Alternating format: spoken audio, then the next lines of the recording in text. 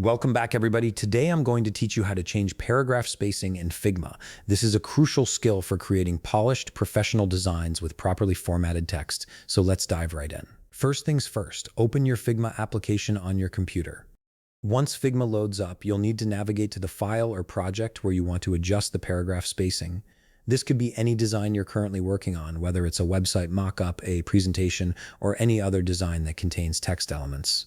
Now that you have your project open, click on the text or paragraph that you want to modify.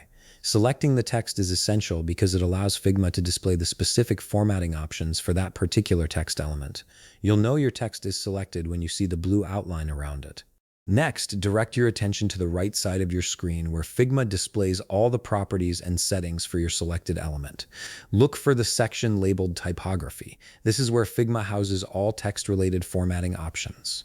Inside the typography section, you'll see alignment options, and right beside those, you'll notice a small icon for type settings. Go ahead and click on that type settings icon.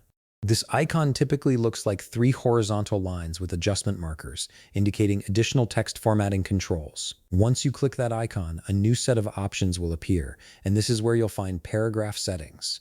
This is the key area for controlling how your paragraphs are spaced and formatted within your design.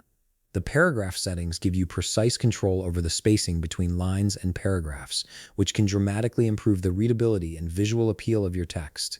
To adjust the paragraph spacing, simply input a number into the spacing field. You can either type the value directly or use the up and down arrows to incrementally adjust the spacing until it looks just right. The number you enter represents the amount of space that will appear between paragraphs, and you'll see the changes reflected in your design in real time. And that's it. You've successfully changed the paragraph spacing in Figma. This simple adjustment can make a significant difference in how your text is presented and how easy it is for viewers to read and understand your content. If you found this video helpful, please leave a like, subscribe, and see you in the next video.